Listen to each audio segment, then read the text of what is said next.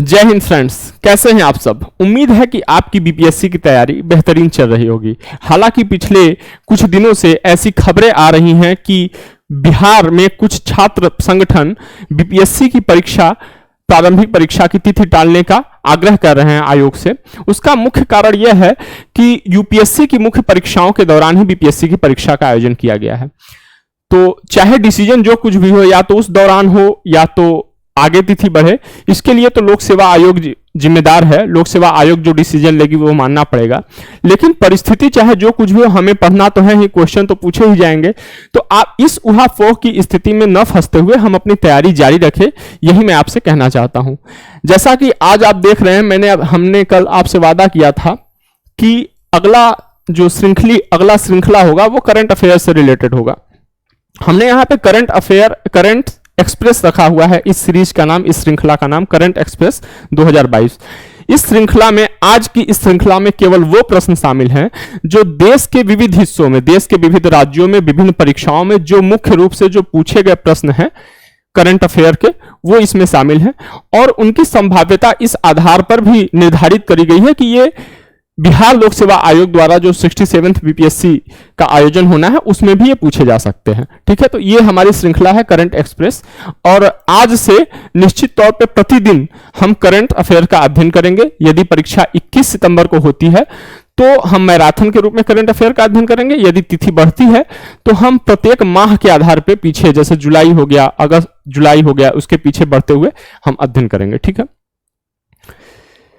शुरुआत करने से पहले हम आपको यह बता दें कि हमारी यूनिक एग्जाम्स आईएएस संस्था में जो कुछ प्रोग्राम अभी रनिंग कर रहे हैं, वो रनिंग टेस्ट सीरीज जो है वो मुख्यतः यूपीएससी के लिए और यूपीपीसीएस के लिए हम रन कर रहे हैं। यदि हम दोनों की बात करें, यूपीएससी और यूपीपीसीएस दोनों की बात करें, तो हम अपने यहाँ मेंस और प्रीलिम्स दोनों के कार्यक्रम चला रहे हैं। मेंस की यदि हम बात करें तो 2022 और 2023, हालांकि 2022 की परीक्षा में अब बहुत ही कम समय शेष बचा, कम घंटे शेष बचे हैं। समय तो उसे कम दिन तो उसे कहा जाए जब महीने भर की बात हो, कुछ ही घंटे शेष है, कुछ कम घंटे, सैकड़ों घंटे की बस बात है ये। लेकिन 2023 की जो हमारी रनिंग टेस्ट सीरीज है वो महीने भर पहले से चल रही है और अभी भी उसमें एडमिशन हो रहे हैं। ठीक है, यूपीएससी और यूपीपीसीएस दोनों के संदर्भ में। और इसी तरीके से दोनों में हमारी प्रीलिम्स टेस्ट सीरीज भी रनिंग है 2023 के लिए। दोनों में एडमिशन हो चुके हैं, टेस्ट सीरीज चल रहे हैं और इस समय भी एडमिशन हो रहे हैं। तो यदि आपको इस कार्यक्रम से कोई भी संबंधित कोई भी जानकारी लेनी है तो आप हमारे ऑफिस में इस नंबर पे कॉल करके इंक्वायरी कर सकते हैं। ठीक है, हम आगे चलते हैं, श्रृंखला की शुरुआत करते हैं। पहला जो प्रश्न है, केवल हमने प्रश्न शामिल किया है और उससे संबंधित हमने केवल उत्तर शामिल किया है। बाकी जगह हम नहीं भटके, केवल मुख्य चीजें देखते जाएं, क्योंकि परीक्षा निकट है। अभी तो हम 21 तारीख ही मानकर चलेंगे जब तक कि नोटिफिकेशन ना आ जाए। ठीक है, तो शुरुआत करते हैं। प्रश्न पूछा है, यूनिकॉर्न कंपनी क्या है? यूनिकॉर्न कंपनी किसे कहते हैं? प्रश्न यह है। तो यूनिकॉर्न कंपनी उस निजी स्टार्टअप कंपनी को कहते हैं जिसका मूल्य $1 बिलियन से अधिक होता है। मतलब $1 बिलियन से अधिक मूल्य वाली निजी स्टार्टअप कंपनी को क्या कहते हैं? यूनिकॉर्न कंपनी कहते हैं। ठीक है, अगला देखते हैं। सामान्यतया 30-30 लक्ष्य के रूप में ज्ञात एक वैश्विक पहल प्रतिबिंबित करता है। प्रश्न यह पूछ रहा है कि जो 30-30 लक्ष्य के रूप में एक वैश्विक पहल है उसका उद्देश्य क्या है? तो इस 30-30 लक्ष्य का उद्देश्य है कि कम से कम 30% ग्रह को 2030 तक सुरक्षित रखना है, बचाना है। कहने का मतलब यह है कि कम से कम 2030 तक हमारे ग्रह पर, हमारे पृथ्वी पर 30% हिस्सा ऐसा हो जहां पे कि प्रमुख जो आपदाएं होती हैं उनका प्रकोप न्यूनतम हो, कि कम से कम वो 30% जगह वैश्विक आबादी के लिए शेष रहे, वो 30% जगह वैश्विक आबादी के लिए सुरक्षित रहे। हम आगे चलते हैं। लोफर निम्न आवृत्ति व्यूह क्या है? या प्रश्न यह पूछ सकता है कि लोफर का संबंध किससे है? तो लोफर या निम्न आवृत्ति व्यूह विश्व का सर्वाधिक शक्तिशाली रेडियो एंटीना है। विश्व का सर्वाधिक शक्तिशाली रेडियो एंटीना है लोफर। अगला है कि मध्य पूर्व चतुष्क में भारत के अतिरिक्त और कौन से सदस्य देश शामिल हैं? तो मध्य पूर्व चतुष्क में भारत के अतिरिक्त इजराइल, यूएई और यूएसए शामिल हैं। कौन कौन से शामिल हैं मध्य पूर्व चतुष्क में? भारत, इजराइल, यूएई और यूएसए शामिल हैं। अगला है पिनाक और स्मर्च किसे निर्दिष्ट करते हैं? कहने का मतलब यह है कि पिनाक और स्मर्च का संबंध किससे है? तो पिनाक और स्मर्च ये रॉकेट प्रमोचक प्रणालियां हैं, रॉकेट प्रमोचक पद्धतियां हैं, पिनाक और स्मर्च। आगे चलते हैं। प्रश्न दिया हुआ है, दिए हुए कथनों में से कौन सही है? कौन सही है? भारत ने वर्ष 1971 में बांग्लादेश की मुक्ति से पहले ही बांग्लादेश को मान्यता प्रदान कर दी थी। कहने का मतलब यह है कि जब 1971 में बांग्लादेश आजाद हुआ पाकिस्तान से, तो उसके पहले ही 1971 के पहले ही भारत ने उसे देश के रूप में मान्यता दे दी थी। तो यह सही कथन है। दूसरा है कि मार्च 2021 में भारत और बांग्लादेश दोनों ने 6 दिसंबर को मैत्री दिवस के रूप में मनाने का निर्णय लिया। 2021 में, मार्च 2021 में यह निर्णय लिया गया भारत और बांग्लादेश दोनों के द्वारा कि आगामी 6 दिसंबर से हम प्रतिवर्ष मैत्री दिवस के रूप में हम मनाएंगे। प्रतिवर्ष हम 6 दिसंबर को मैत्री दिवस के रूप में मनाएंगे। तो यह कथन भी सही है। आगे हम देखते हैं कि किस देश के साथ भारत ने लगभग 6 लाख AK-203 राइफलों बनाने के एक करार पर हस्ताक्षर किया। कहने का मतलब यह है, प्रश्न यह पूछ रहा है कि वह कौन सा देश है जिसके साथ भारत ने 6 लाख AK-203 राइफल बनाने के करार पर हस्ताक्षर किया। तो वह देश कौन सा है? वह देश है रसिया, वह देश है रूस। आगे है पॉइंट कि एंजेला मार्केल के बाद जर्मनी का चांसलर कौन बना? एंजेला मार्केल के बाद जर्मनी का चांसलर कौन बना? तो ये ओल्फ सोल्ज थे। ये जर्मनी के इस समय वर्तमान चांसलर हैं। अब दिया हुआ है, निम्न कथनों में से कौन सा सही है? सही, यहां पे हमको ध्यान देना है। कई बार यहां पे पूछ देता है, लिख देता है कि कौन सा गलत है। ठीक है, तो हमारे दिमाग में लगभग, चूंकि ऐसी माइंडसेट बनी हुई होती है, जो परीक्षाएं हम कॉलेजों के समय में दिए आते हैं, तो उसमें क्या होता है कि कई बार एमसीक्यूज दिया तो उसमें केवल सही पूछता है कौन से सही है, तो हमारा माइंडसेट उसी तरीके से बन जाता है। ठीक है, तो हमें ये जब ऐसे प्रश्न आए तो हमें ध्यान देना है कि यहां पे वर्ड क्या लिखा हुआ है, सही लिखा हुआ है, गलत लिखा हुआ है, क्या लिखा हुआ है। ठीक है, तो पहला है ऑप्शन कि नीलमणि फुकन जूनियर 56वें ज्ञानपीठ पुरस्कार विजेता है। नीलमणि फुकन जूनियर 56वें ज्ञानपीठ पुरस्कार विजेता है और दामोदर मौजो 97वें ज्ञानपीठ पुरस्कार विजेता है। ये दोनों कथन सही हैं, ये दोनों कथन सही हैं। ठीक है, अब अगला पूछा है, अगला जो परीक्षा में जो प्रश्न पूछा गया था वो अनिल मेनन से संबंधित पूछा गया था। अनिल मेनन से संबंधित, अनिल मेनन वो व्यक्ति हैं, वो चिकित्सक हैं जो कि नासा के द्वारा अंतरिक्ष बनाए जाने के लिए चुने हैं, अंतरिक्ष यात्री बनाने जाने के लिए चुने गए एक चिकित्सक हैं। अनिल मेनन जी एक चिकित्सक है जो कि नासा उन्हें अंतरिक्ष यात्री के रूप में अंतरिक्ष में भेजेगी। ठीक है, भारत का पहला मानव अंतरिक्ष मिशन 2023 में प्रारंभ किया जाएगा, उसका नाम क्या है? भारत का पहला मानव अंतरिक्ष मिशन जो 2023 में प्रारंभ होगा उसका नाम है गगनयान। आगे हम देखते हैं, कौन सी टीम वरिष्ठ महिला राष्ट्रीय फुटबॉल चैंपियनशिप 2021 जीती?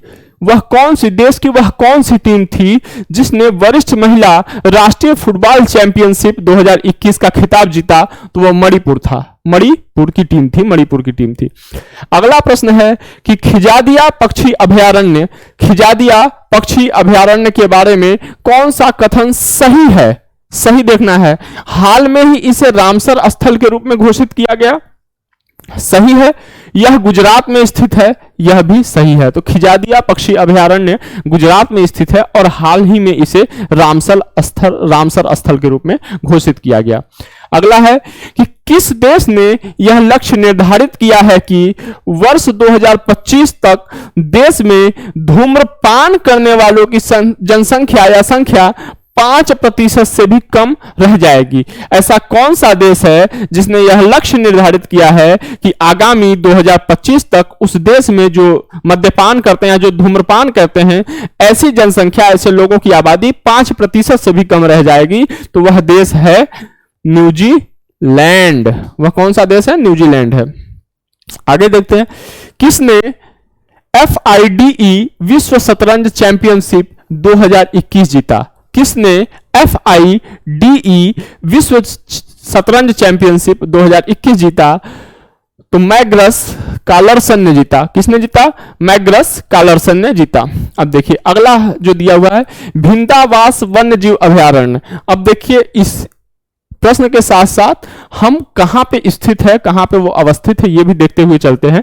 तो भिंदावास वन्य जीव अभयारण्य जो हरियाणा में है, तो यहां ब्रैकेट में हमने दिया हुआ है, इसे हम अंडरलाइन कर देंगे या हम इसे कवर कर देंगे। अगर आपको पता होगा तो बहुत अच्छी बात है, अगर नहीं पता होगा तो आप इसे नोट करते हुए जाएंगे। भिंदावास वन्य जीव अभयारण्य हरियाणा में यह है। सुल्तानपुर राष्ट्रीय उद्यान ये भी हरियाणा में है। ठोल झील वन्य जीव अभयारण्य ये गुजरात में है। और वाधवाना आर्द्रभूमि ये भी गुजरात में है। ये 4 स्थानों के नाम दिए गए हैं, 4, और इनके संदर्भ में सही कथन पूछा गया है, कौन से सही हैं। अब ये जो चारों हैं, पूछ रहा है कि क्या ये रामसर स्थल हैं? चारों रामसर स्थल है, ये सही है, चारों रामसर स्थल है। और ये पूछ रहा है कि ये सभी पक्षी विहार हैं, तो हाँ, ये चारों पक्षी विहार भी हैं और रामसर स्थल भी है। ठीक है, आगे चलते हैं। किसके अध्ययन के लिए एक अंतरिक्ष यान प्रमोचित किया गया था जो सूर्य से सर्वाधिक दूरी पर होगा और अनन्य रूप से सौर शक्ति से चलेगा? प्रश्न यह पूछ रहा है कि किस चीज के अध्ययन के लिए एक अंतरिक्ष यान भेजा गया था जो कि अब तक जो जितने भी अंतरिक्ष यान भेजे गए हैं उनसे वो सर्वाधिक दूरी पर स्थित होगा, लेकिन वह सूर्य द्वारा प्राप्त ऊर्जा से चलेगा, सौर शक्ति से चलेगा। तो वह अंतरिक्ष यान बृहस्पति के ट्रोजन क्षुद्र ग्रह के अध्ययन करने के लिए वो भेजा गया था। इसका उत्तर होगा बृहस्पति के ट्रोजन क्षुद्र ग्रह का अध्ययन करने के लिए।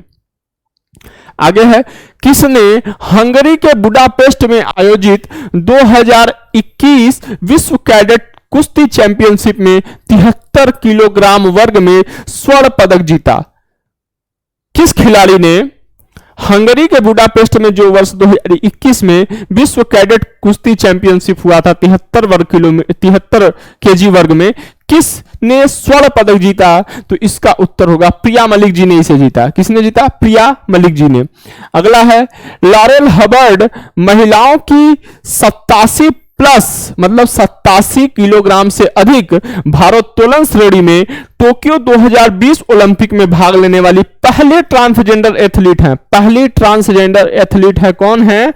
लॉरेल हबर्ड हैं, जो कि 83 किलोग्राम से अधिक वजन में महिलाओं की जो श्रेणी है भारोत्तोलन में, उसमें उन्होंने टोक्यो 2020 के ओलंपिक में भाग लिया था। ये कहां की थी? तो ये न्यूजीलैंड की थी। ये कहां की थी? न्यूजीलैंड की थी। आगे चलते हैं, किसने बैडमिंटन टूर्नामेंट इंडिया ओपन 2022 में पुरुष युगल फाइनल जीता? वो कौन लोग हैं, कौन 2 खिलाड़ी हैं जो कि इंडिया ओपन 2022 में बैडमिंटन टूर्नामेंट जो होता है उसमें पुरुष युगल का फाइनल जीता? तो सात्विक साईराज रंकी रेड्डी, नाम कठिन है, ये एक व्यक्ति हो गए, सात्विक साईराज रंकी रेड्डी, और दूसरे जो हैं वो चिराग शेट्टी जी हैं। ठीक है, आगे चलते हैं। वन सर्वेक्षण के प्रतिशत के रूप में किस राज्य में सबसे अधिक वन क्षेत्र है? प्रतिशत के रूप में सबसे अधिक वन क्षेत्र कहां पे है? कहने का मतलब यह है कि सर्वाधिक जो उसका क्षेत्रफल है प्रतिशत, भारत के विभिन्न राज्यों के हिसाब से जो उसका हिस्सा है भारत के भूभाग में, उसके आधार पर सर्वाधिक वन प्रतिशत किस स्थान पे है या किस राज्य में है? तो वह मिजोरम होगा। ये भारत वन सर्वेक्षण रिपोर्ट 2021 का ये आंकड़ा है। और ये वन रिपोर्ट को हमने विस्तार से पढ़ा था, ज्योग्राफी पढ़ते समय हमने विस्तार से वन रिपोर्ट को देखा था। यदि आप उस श्रृंखला नहीं देखे हैं, वो सीरीज नहीं देखे हैं बीपीएससी के प्रीवियस ईयर क्वेश्चन का, तो आप वो जरूर देखिए। निश्चित तौर पे आपको बहुत सारे एक्स्ट्रा जानकारियां, एक्स्ट्रा फैक्ट्स में आपको मिलेंगे। ठीक है, आगे चलते हैं। महिला एशिया कप 2022 हॉकी टूर्नामेंट में भारत ने किस देश को हराकर कांस्य पदक जीता? प्रश्न यह पूछ रहा है कि भारत ने महिला एशिया कप 2022 हॉकी टूर्नामेंट में किस देश को हराकर कांस्य पदक जीता? तो वह देश चीन था। चीन को हराकर कांस्य पदक जीता गया। किसे राष्ट्रीय भारतीय शास्त्रीय नृत्य संस्थान द्वारा वर्ष 2021 अभिनंदन सरोजा राष्ट्रीय पुरस्कार से सम्मानित किया गया? अभिनंदन सरोजा राष्ट्रीय पुरस्कार से सम्मानित किसे किया गया था? तो अपर्णा सतीशन जी को राष्ट्रीय भारतीय शास्त्रीय नृत्य संस्थान द्वारा अभिनंदन सरोजा राष्ट्रीय पुरस्कार से सम्मानित किया गया था। अगला है कि नमूना पंजीकरण प्रणाली के अनुसार भारत की जन्म दर 2019 के लिए कितनी है? वर्ष 2019 के लिए नमूना पंजीकरण प्रणाली के अनुसार भारत की जन्म दर कितनी है? तो वह है 19.7%। कितना है? 19.7%। ठीक है, ये भारत की जन्म दर है 2019 में नमूना पंजीकरण प्रणाली के अनुसार। आगे चलते हैं। अक्टूबर 2021 में केंद्रीय मंत्री जितेंद्र सिंह ने भारत के प्रथम मानवयुक्त महासागर मिशन समुद्रयान का शुभारंभ कहां किया? प्रश्न अभी हम जब पीछे प्रश्नों का संकलन कर रहे थे तो एक ही प्रश्न अलग अलग जगह एक ही भाषा में पूछा गया है। हो सकता है ऐसे पूछ दे, या यह भी हो सकता है कि समुद्रयान का संबंध किससे है? तो यह प्रथम मानवयुक्त महासागर मिशन है। इसे जितेंद्र सिंह ने इसका उद्घाटन किया था, इसका शुभारंभ किया था। और कहां से किया था? तो चेन्नई से किया गया था। कहां से? चेन्नई से किया गया था। जेनेसिस प्राइज 2022 के विजेता अल्बर्ट बार्लो किस कंपनी के सीईओ हैं? जेनेसिस प्राइज 2022 अल्बर्ट बार्लो को दिया गया, वो किसी एक कंपनी के सीईओ हैं। उस कंपनी का नाम क्या है? Pfizer ink. उस कंपनी का नाम क्या है? Pfizer Inc. अगला है, विश्व बैंक के अनुसार 2020 में किस देश की अशोधित जन्म दर प्रति 1000 जनसंख्या पर जीवित जन्म दर का मतलब प्रति 1000 जनसंख्या पर जीवित जन्म दर, ठीक है, विश्व में सर्वाधिक थी? प्रश्न यह पूछ रहा है कि विश्व बैंक के अनुसार वर्ष 2020 में किस देश में जन्म दर विश्व में सबसे अधिक थी? तो वह होगा नाइजर है, नाइजर। भारत सरकार के आर्थिक सर्वेक्षण 2021-22 के अनुसार कौन सा राज्य दलहन का सबसे बड़ा उत्पादक राज्य है? मध्य प्रदेश। कई बार ऐसे क्वेश्चन पूछे जाते हैं और ये प्रश्न कई बार पूछा गया, लगभग प्रतिवर्ष ऐसे प्रश्न पूछे जाते हैं। ठीक है, तो आर्थिक सर्वेक्षण 2021-22 बताता है कि भारत के सभी राज्यों में मध्य प्रदेश में सर्वाधिक दलहन का उत्पादन होता है। ठीक है, पुरातत्वविद आर नागास्वामी जी पुरातत्वविद थे। इनका हाल ही में जनवरी 2022 में मृत्यु हो गई, इनको किस स्थान के मंदिर शिलालेखों और कला इतिहास पर इनके अभिलेखीय शोध के लिए जाना जाता है? तो आर नागास्वामी जी तमिलनाडु के प्रमुख स्थानों और तमिलनाडु के मंदिरों पर लिखे हुए शिलालेखों, कलाओं के इतिहास के लिए इनको जाना जाता है। ये अभिलेखीय शोध के लिए आर नागास्वामी जी को जाना जाता है। तो उत्तर क्या होगा? तमिलनाडु के लिए। आगे चलते हैं। वैज्ञानिक एवं औद्योगिक अनुसंधान परिषद CSIR वैज्ञानिक एवं औद्योगिक अनुसंधान परिषद के 80वें स्थापना दिवस के अवसर पर कितने वैज्ञानिकों को विज्ञान और प्रौद्योगिकी के लिए वर्ष 2021 का शांति स्वरूप भटनागर पुरस्कार दिया गया? शांति स्वरूप भटनागर पुरस्कार कई बार परीक्षाओं में पूछा जाता है कि किससे संबंधित है, तो यह विज्ञान से संबंधित है, विज्ञान में योगदान के लिए संबंधित है। ठीक है, और इस प्रश्न का जो उत्तर होगा वह 11 होगा। ठीक है, 11 वैज्ञानिकों को शांति स्वरूप भटनागर पुरस्कार 2021 दिया गया था। ठीक है, आगे चलते हैं। सुर्खियों में रहे वीरेंद्र सिंह पठानिया को दिसंबर 2021 में किस पद पर नियुक्त किया गया था? ऐसे प्रश्न बीपीएससी में बारंबार पूछे जाते हैं। किन्हें महानिदेशक बनाया गया बीएसएफ का, ठीक है, राज्य का किन्हें बनाया गया, या कौन से सचिव की नियुक्ति हुई? तो इसलिए हम ये सब प्रश्न भी हमने शामिल किया हुआ है। तो पूछ रहा है कि वीरेंद्र सिंह पठानिया को दिसंबर 2021 में किस पद पर नियुक्त किया गया? तो यह भारतीय तटरक्षक बल के महानिदेशक बनाए गए हैं, डीजी बनाए गए हैं भारतीय तटरक्षक बल के वीरेंद्र सिंह पठानिया जी। खाद्य एवं कृषि संगठन के अनुसार वर्ष 2019 में किस देश ने गन्ने की सर्वाधिक मात्रा का उत्पादन किया था? खाद्य एवं कृषि संगठन, ठीक है, FAO की बात की जा रही है, FAO की बात करी जा रही। FOA के अनुसार वर्ष 2019 में किस देश ने विश्व में गन्ने की सर्वाधिक मात्रा का उत्पादन किया था? तो वो होगा ब्राजील होगा। किसने 3 अगस्त 2021 को टोक्यो 2020 ग्रीष्मकालीन ओलंपिक 400 मीटर बाधा दौड़ में अपना ही विश्व रिकॉर्ड तोड़ा? मतलब प्रश्न यह पूछ रहा है कि वह कौन सा एथलीट है जिसने कि 400 मीटर बाधा दौड़ में अपना ही विश्व रिकॉर्ड तोड़ा था? तो कार्स्टन वारहोल्म, ठीक है। आगे चलते हैं। मार्च 2021 में खेल एवं युवा मंत्रालय ने किस खेल योजना को 2021-22 से 2025-26 तक बढ़ाने का निर्णय लिया है? मार्च 2021 में खेल मंत्रालय ने किस खेल योजना को 2021-22 से बढ़ाकर 2025-26 तक कर दिया गया? तो खेलो इंडिया योजना। एंटीगुआ में आयोजित अंडर 19 विश्व कप फाइनल में इंग्लैंड के खिलाफ 5 विकेट लेने वाले पहले भारतीय क्रिकेटर कौन बने? अंडर 19 की बात हो रही है, अंडर 19 की बात हो रही है। विश्व कप के फाइनल में इंग्लैंड के खिलाफ राज अंगद बाबा ने 5 विकेट लिया था और ये ऐसे पहले खिलाड़ी बने थे, पहले भारतीय क्रिकेटर बने थे, ठीक है। आगे चलते हैं। India state of forest report ISFR 2021 के अनुसार भारत में कुल भौगोलिक क्षेत्र के संबंध में सबसे कम वन क्षेत्र कहां पे है? तो सबसे कम वन क्षेत्र जो है हरियाणा में है। भारत के कुल भौगोलिक क्षेत्र के संदर्भ में सबसे कम वन क्षेत्र हरियाणा में है और सबसे कम लिंगानुपात भी हरियाणा में है, ये ध्यान रखना है। रायपुर में आयोजित रोड सेफ्टी वर्ल्ड सीरीज सड़क सुरक्षा विश्व श्रृंखला, ये क्रिकेट से संबंधित है, 2021 के फाइनल मुकाबले में इंडिया लीजेंड्स ने किस टीम को पराजित किया था? तो उस टीम का नाम था श्रीलंका लीजेंड्स, ठीक है। कौन सी सीरीज थी? रोड सेफ्टी वर्ल्ड सीरीज, नाम याद रखना है। 2021 में हुआ था, कहां हुआ था? ये रायपुर में हुआ था।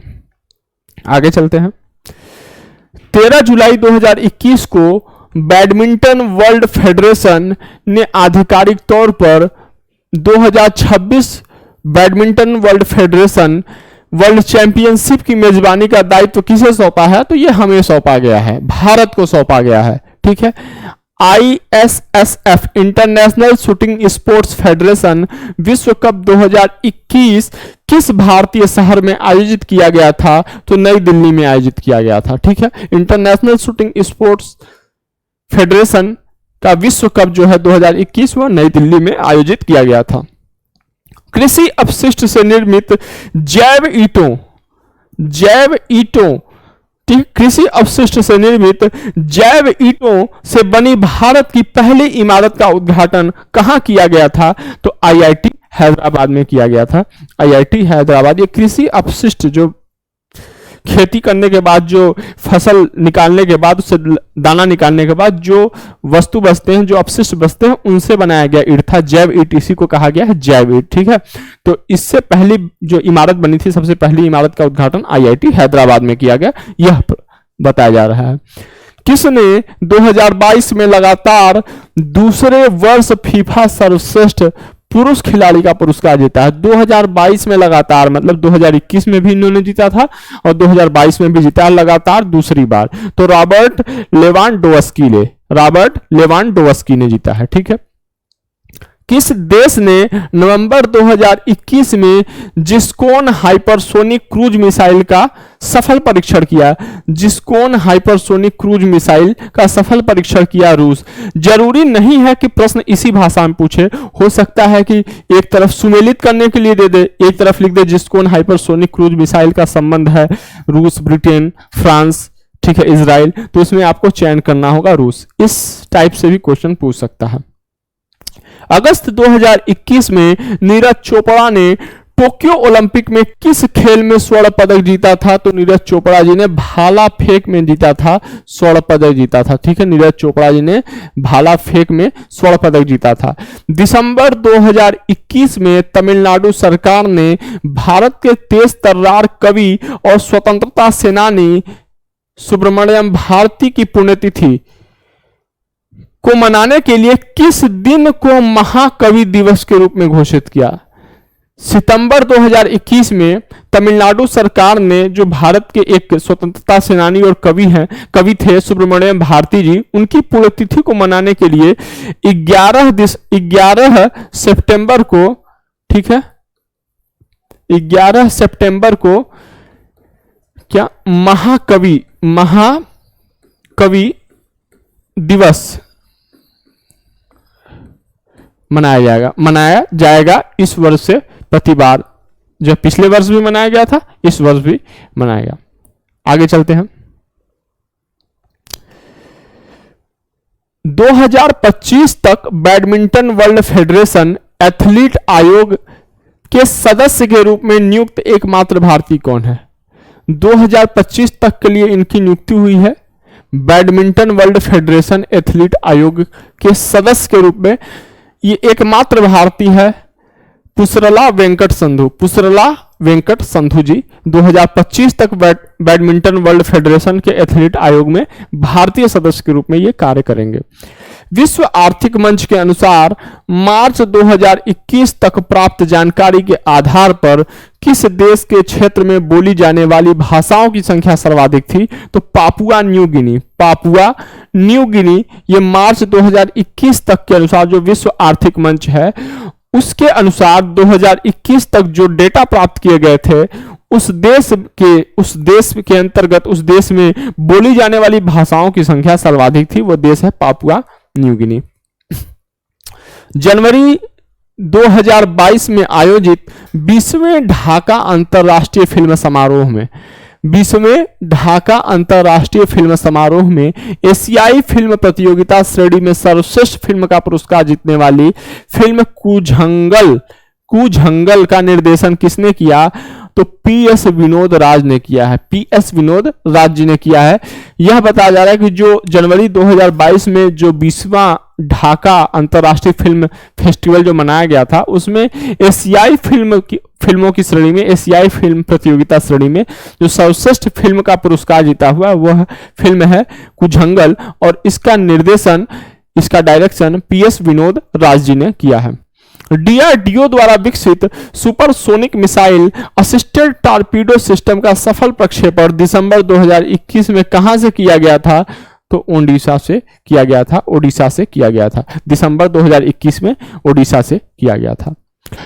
नवंबर 2021 में कोलंबिया द्वारा आयोजित 14वें अंतर्राष्ट्रीय खगोल विज्ञान एवं खगोल भौतिकी ओलंपियाड 2021 की पदक तालिका में भारत का स्थान कौन सा है? तो भारत का स्थान पहला है। इंपॉर्टेंट प्रश्न है, पूछा जा सकता है, ठीक है, क्योंकि भारत के प्लेस से बात हो या जैसे बिहार की परीक्षा होगी तो बिहार का कौन सा स्थान है उससे संबंधित, या भारत अंतरराष्ट्रीय पटल पे बात हो तो भारत का कौन सा स्थान है, इससे संबंधित प्रश्न अधिकांशतः पूछे जाते हैं। ठीक है, कौन सा देश बिटकॉइन को वैध मुद्रा के रूप में स्वीकार करने वाला दुनिया का पहला देश बन गया है? तो वह है अल सल्वाडोर बिटकॉइन को अपने यहां की वैध मुद्रा के रूप में स्वीकार करने वाला दुनिया का पहला देश बन गया है। ठीक है, वैश्विक लैंगिक अंतराल रिपोर्ट 2021 के अनुसार कौन सा देश सर्वाधिक लैंगिक समानता वाला देश है? प्रश्न यह पूछा है, परीक्षा में प्रश्न यह पूछा था कि वैश्विक लैंगिक अंतराल रिपोर्ट 2021 के अनुसार निम्नलिखित देशों में से किस देश में सर्वाधिक लैंगिक समानता है? तो वह देश है आइसलैंड। कौन सा देश है? आइसलैंड है। किस देश ने डेविस कप 2021 जीता? तो रूस ने जीता था डेविस कप 2021। ठीक है। नमूना पंजीकरण प्रणाली के अनुसार किस राज्य में शिशु मृत्यु दर 2019 के लिए सर्वाधिक है? अभी हमने देखा था, इसके पहले हरियाणा के संदर्भ में हमने बात किया था। ठीक है। अभी हम यहां पे देखे थे कि 19.7% 2019 में भारत की जन्मदर रही। वही प्रश्न, उसी आयोग से रिलेटेड प्रश्न, उसी प्रणाली से, उसी रिपोर्ट से संबंधित प्रश्न यहां पे पूछा जा रहा है कि किस राज्य में शिशु मृत्यु दर 2019 में सर्वाधिक रही? तो वह राज्य है मध्य प्रदेश। ठीक है। Lady doctors the untold stories of India's first women in medicine पुस्तक के लेखक कौन है? या यहां पर होना चाहिए लेखिका कौन है? तो कविता राव जी हैं। Lady doctors the untold stories of India's first women in medicine पुस्तक की लेखिका जो है, लेखिका ये है कविता राव जी। भारतीय रेलवे ईयरबुक 2019-20 के अनुसार वर्ष 2019-20 के अंत तक कुल रूट किलोमीटर की दृष्टि से कौन सा राज्य पहले स्थान पर है? तो ये उत्तर प्रदेश राज्य पहले स्थान पर है। आर्थिक सर्वेक्षण 2021-22 के अनुसार कौन सा देश अप्रैल से नवंबर 2021, मतलब कौन सा देश 2021 के अप्रैल माह से लेकर नवंबर माह की अवधि तक भारत का सबसे बड़ा निर्यात भागीदार है? भारत का सबसे बड़ा निर्यात भागीदार कौन था? तो यूएसए था। ठीक है। देवेंद्र मेवाड़ी को किस नाटक के लिए बाल साहित्य पुरस्कार 2021 से सम्मानित किया गया? तो इन्होंने नाटक लिखा कि नाटक में विज्ञान, नाटक में विज्ञान, ये एक नाटक की पुस्तिका है और ये देवेंद्र मेवाड़ी जी ने लिखा है। 2021 में इसी के लिए बाल साहित्य पुरस्कार इनको मिला। 18 से 13 दिसंबर 2021 के मध्य वर्चुअल रूप से आयोजित यूनेस्को के मानवता की अमूर्त सांस्कृतिक विरासत की प्रतिनिधि सूची के 16वें सत्र में किस सांस्कृतिक उत्सव को शामिल किया गया था? तो ये परीक्षाओं में कई बार पूछा जा चुका जब से इसे शामिल किया गया है यूनेस्को के अमूर्त सांस्कृतिक विरासत के मामले में। तो इसे, ये दुर्गा पूजा है, इसको शामिल किया गया था 2021 में। ठीक है।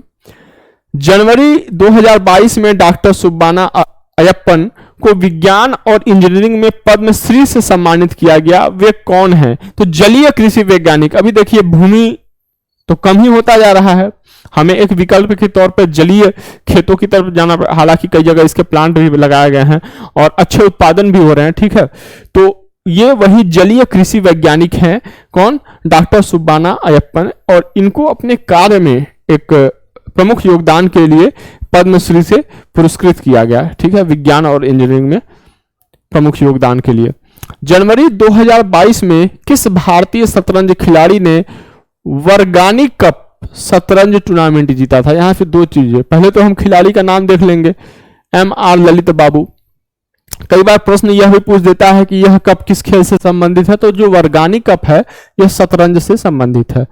वित्तीय वर्ष 2022-23 के लिए केंद्रीय बजट 2022-23 में रक्षा अनुसंधान एवं विकास बजट का कितने प्रतिशत भाग स्टार्टअप और निजी संस्थाओं के लिए अलग रखा गया है? तो प्रश्न यह पूछ रहा है कि जो वित्तीय वर्ष 2022-23 जो अभी चल रहा है उसके केंद्रीय बजट में 2022-23 में जो रक्षा अनुसंधान और विकास से संबंधित जो बजट दिए गए हैं, तो रक्षा अनुसंधान और विकास से संबंधित स्टार्टअप और निजी संस्थाओं के लिए जो अलग रखा गया पैसा है उनको प्रोत्साहन देने के लिए वो 25% है। 25% है। भारतीय वन स्थिति रिपोर्ट, अभी हमने देखा था भारतीय वन रिपोर्ट, भारतीय वन स्थिति रिपोर्ट 2021 के अनुसार भारत के किस केंद्र शासित प्रदेश में उसके संपूर्ण भौगोलिक क्षेत्रफल के सापेक्ष सर्वाधिक वन आवरण है या वन क्षेत्र मौजूद है? इसका उत्तर लक्षद्वीप होगा।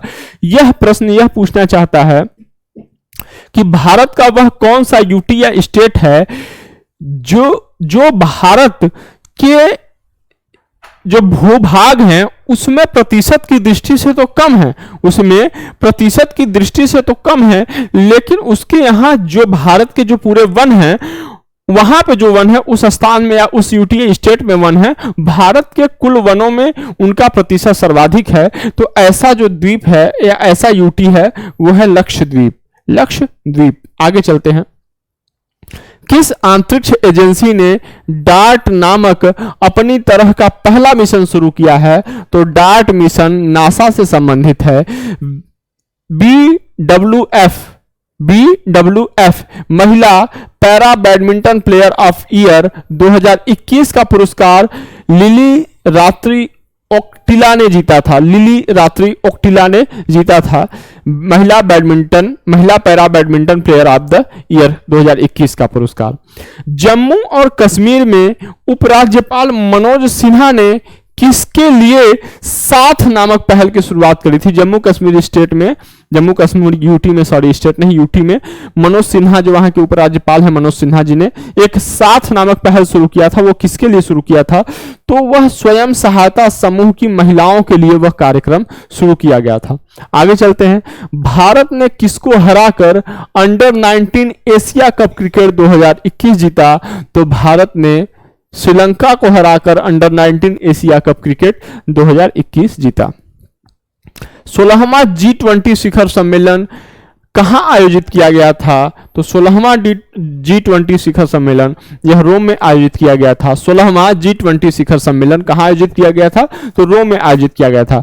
भारत सरकार के आर्थिक सर्वेक्षण 2021-22 के अनुसार अप्रैल 2021 से लेकर नवंबर 2021 के दौरान भारत में हुए कुल आयात में से किस देश का योगदान सर्वाधिक है? तो चीन का है। अभी हमने पीछे देखा था, क्या हमने एक्सपोर्ट का देखा था, ठीक है। एक्सपोर्ट किसके साथ रहा? हमारा यूएसए के साथ रहा। अभी हम इंपोर्ट का देख रहे हैं। इंपोर्ट हमारा सबसे अधिक किसके साथ रहा अप्रैल 2021 से नवंबर 2021 तक? तो वह चाइना के साथ रहा, ठीक है, वह चाइना के साथ रहा। ध्यान देने वाली बात है ये दोनों। सबसे ज्यादा हमने निर्यात किसे किया है? सबसे ज्यादा निर्यात हमने किया हुआ है यूएसए को, और सबसे ज्यादा आयात कहां से किया है? हमने चाइना से किया है। अनिवार्य रक्षा सेवा विधेयक 2021 को राष्ट्रपति की मंजूरी किस महीने में प्राप्त हुई थी? तो अगस्त 2021 में प्राप्त हुई थी। ये 2-3 बार परीक्षाओं में यह प्रश्न पूछा जा चुका है, इसलिए मैंने इसे इसमें शामिल किया। हालांकि यह लगभग वर्ष भर पुराना है, लेकिन 2-3 बार पूछा गया है, इसलिए यह महत्वपूर्ण भी है। किस राज्य में अपरिष्कृत तेल का सबसे बड़ा बैलेंस रिकवरेबल रिजर्व ऑनशोर मौजूद है? तो असम में है। ये असम में अपरिष्कृत तेल का सबसे बड़ा बैलेंस रिकवरेबल रिजर्व है, ठीक है। किसे sports journalist federation of India के sports women of the year 2021 से सम्मानित किया गया? प्रश्न यह पूछा है कि किसे sports journalist federation of India के sports women of the year 2021 से सम्मानित किया गया? तो ये मीराबाई चानू जी हैं। आगे चलते हैं। किस महिला वैज्ञानिक को विज्ञान एवं इंजीनियरिंग के क्षेत्र में 2022 में पद्मश्री से सम्मानित किया गया था? वह कौन सी महिला वैज्ञानिक है जिसे विज्ञान एवं इंजीनियरिंग के लिए वर्ष 2022 में पद्मश्री से सम्मानित किया गया था? तो डॉक्टर संघमित्रा बंदोपाध्याय जी। किस कार्य के लिए बिहान और नव अग्रवाल को अंतरराष्ट्रीय बाल शांति पुरस्कार 2021 से सम्मानित किया गया था? तो ये घरेलू कचरे को पुनर्चक्रण करके अपने गृह शहर में प्रदूषण से निपटने के लिए। बिहान और नव अग्रवाल ने अपने शहर में जो घरेलू कचरे थे, उनके शहर के घरेलू कचरे थे, उसका इन्होंने रिसाइकल किया और उससे जो मतलब अगर रिसाइकल ना करते तो उससे शहर में प्रदूषण फैलता, तो रिसाइकल करके होने वाले प्रदूषण को कम किया। ठीक है, इसके लिए इन्हें सम्मानित किया गया अंतरराष्ट्रीय बाल शांति पुरस्कार 2021 से। विश्व बैंक के अनुसार वर्ष 2022 में वैश्विक जन्म दर कितनी थी? विश्व बैंक क्या बता रहा है कि वर्ष 2022 में वैश्विक जन्म दर कितना है? तो 17.98%। कितना है? 17.98%। ठीक है, अब राष्ट्रीय नमूना सर्वेक्षण के अनुसार, ठीक है, कितना है भारत में 2019 के लिए? कितना है? 19.7%। देखिए जन्म दर कितना प्रतिशत अधिक है भारत में। ऐसे ही जनसंख्या बढ़ रही है, उसके बाद भी भारत सरकार तो प्रयास कर रही है, लेकिन चूंकि सरकार के द्वारा ही कई बार प्रयास करने से नहीं होता, हमें खुद भी एक समाज के तौर पर, एक भारतीय के तौर पर हमें खुद उस पर नियंत्रण रखना होगा। ठीक है, वैसे भी देश की आबादी बढ़ रही है और देश में मतलब जो भू रहने योग्य, जो वास योग्य क्षेत्र है, उनमें भी कमी होती जा रही है धीरे धीरे। आर्थिक सर्वेक्षण 2021-22 के अनुसार भारत के आयात में किस उत्पाद की हिस्सेदारी सर्वाधिक है? अपरिष्कृत पेट्रोलियम। अपरिष्कृत पेट्रोलियम। आर्थिक सर्वेक्षण 2021-22 कह रहा है कि जो आयात हो रहा है भारत में, उसमें सर्वाधिक हिस्सेदारी किसकी है? कच्चे तेल या अपरिष्कृत पेट्रोलियम की है। नवंबर 2021 में किस अनुसंधान संस्थान में स्टीम बोट नामक नई लोकप्रिय ऑनलाइन टॉक सीरीज शुरू करी गई थी? ध्यान देना है, लंबा प्रश्न है।